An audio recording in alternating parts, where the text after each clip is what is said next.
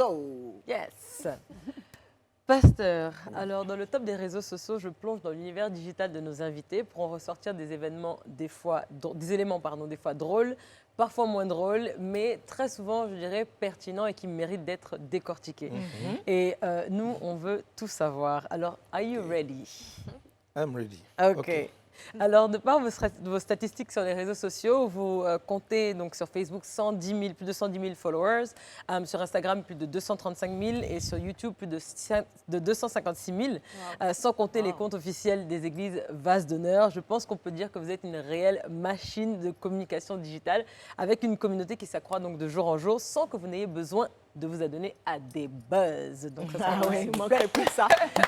Et fait rare qui doit être souligné, vous êtes donc l'un des rares pasteurs francophones à être très actif sur le réseau social TikTok où vous impactez des milliers et des milliers de personnes. Vous avez plus de 75 000 abonnés qui vous suivent tous les jours.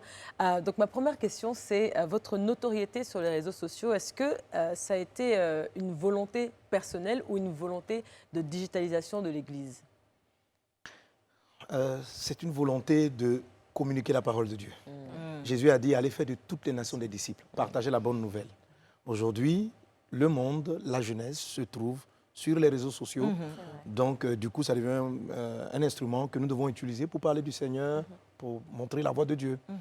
Voilà. Donc, tout le travail qu'on y fait, c'est vraiment dans le but de toucher, de montrer aux hommes la voie, le chemin.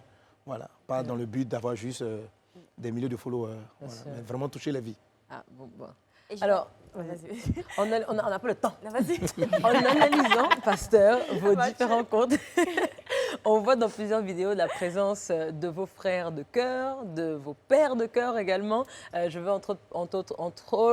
je vais y arriver. Je vais entre autres parler du pasteur Yvan Castanou, du pasteur Marcelo Tsunassi et évidemment du pasteur Mamadou Karambiri, pour ne citer que.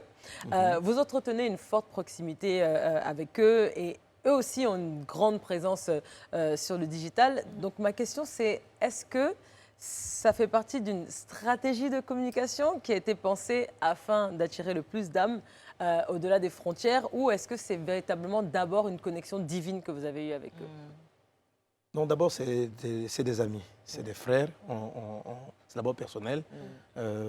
Pasteur Yvan, on est ensemble depuis très longtemps. Pasteur Marcelo, c'est un peu plus récent. Pasteur Karambiri, c'est encore un peu plus longtemps. Encore un peu plus longtemps, voilà. Donc, c'est des relations personnelles. Oui, non, on ne parle pas en termes de stratégie pour faire des vues, des trucs comme ça. Après, non. si ça peut servir la cause, c'est tant mieux. En fait, Parce lorsque que vous voulez témoigner de Dieu, Ouais. en fait, généralement, on prend le temps de parler à Dieu, de prier, de dire, mais Seigneur, mais comment tu vas m'utiliser? Qu'est-ce que tu veux que je fasse? Comment tu veux que j'atteigne les personnes? Nouveau décor, même goût, même prix, à 500 francs CFA. Il va me dire, mais parle aux jeunes. Donc, on va adopter des moyens pour parler aux jeunes. Lorsqu'on part dans des villages, dans des endroits, mais là-bas, il n'y a pas les réseaux sociaux. Voilà, depuis tout le temps, je parcours les villages. Et j'en viens il n'y a pas longtemps, j'étais à Ferké, on va dans des villages encore plus petits. L'objectif, c'est vraiment manifester l'amour de Dieu aux hommes, présenter le Seigneur. Donc, comment est-ce qu'on peut les avoir? Donc, ce n'est pas des stratégies. Et eux aussi, ils ont le même fardeau. Voilà, donc on se retrouve à travailler là-dessus. Voilà. Ok, alors je voulais savoir, pasteur, vous utilisez donc les réseaux sociaux comme un moyen puissant, vous avez dit, de pouvoir parler à ces jeunes-là, parler à plusieurs générations, mais également à appeler au réveil spirituel et notamment à la prière lors de certaines prophéties, on va dire. Alors, lors de vos lives, parce que vous avez une plateforme qui s'appelle MS Live, donc Mohamed Sanogo Live, vous avez dit, et je cite, et je vais citer juste trois prophéties que vous avez faites. Je vois la Côte d'Ivoire en larmes pour quelqu'un qu'ils ont aimé, apprécié, tous ceux que vous connaissez et qui chantaient dans le monde, mais pas des chanteurs chrétiens, parlez-leur de Christ. Je vois le pays en larmes aux environs de la moitié de l'année, et le 12 août 2019, Didier Arafat nous a quittés.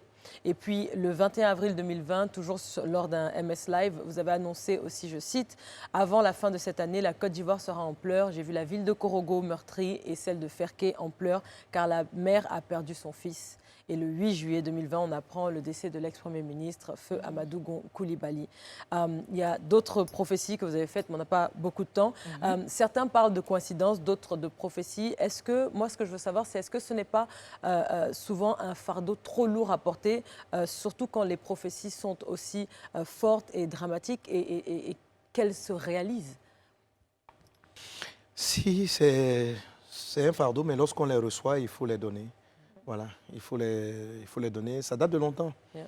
Voilà, peut-être que c'est maintenant avec les réseaux, Bien les gens sûr. entendent un peu plus parler. Déjà en 99, par des visions. Et c'est même la première fois que je faisais la télé à l'époque, en 99. L'Espagne m'avait dit, à la Côte d'Ivoire va rentrer en guerre. Wow. J'avais partagé, j'avais écrit des petits flyers. Et il y avait une télé, un journaliste qui avait remarqué ça, qui m'a fait passer sur une émission. Et bon, malheureusement, les choses se sont produites 99, donc le coup d'État, et puis ça a enchaîné avec ce qu'on a connu. Donc, mon fardeau, généralement, c'est Dieu, qu'est-ce que je dois faire? Voilà, si je vois une chose, si je perçois quelque chose, c'est qu'est-ce que je dois faire? Comment est-ce que je peux éviter, faire, qu'est-ce qu'on doit faire? Voilà, généralement. Donc, mon fardeau, c'est de dire, mais qu'est-ce que je dois faire? Souvent, les gens aussi ont donc dernièrement, quand ça a pris beaucoup plus d'ampleur dans plusieurs pays, y compris la Côte d'Ivoire, bon, les gens parlent beaucoup, les gens disent beaucoup de choses. Donc maintenant, j'essaie d'être assez prudent. Donc je prie vraiment, est-ce que c'est vraiment nécessaire d'en parler? Donc il y a beaucoup de choses qu'on reçoit, aussi qu'on ne parle pas. Tu me dis, ça c'est juste pour que tu pries. Et c'est tout. Et donc la FIFA... Non, je rigole. Et donc la quoi? Vas-y. La FIFA, c'est comment? La FIF, La FIFA. la Fédération ivoirienne de football. Non. La prophétie, ce n'est pas de la divination. C'est-à-dire là, on vient, on te consulte là maintenant. On dit, bon, allez, parle qui va gagner, qui va En gagner. exclusivité. C'est lui ou bien c'est lui? Non, mais Dieu l'accorde dans ces personnes. Mais moi, c'est généralement pas dans ces cadres-là. C'est arrivé peut-être une fois. Ouais. Mais c'est rare que Dieu me donne, que j'ai une révélation sur. En même temps. Regarde aussi les élections, des choses comme ça. D'accord. Il y a certains qui ont ce don pour J'aurais moi. essayé. Merci.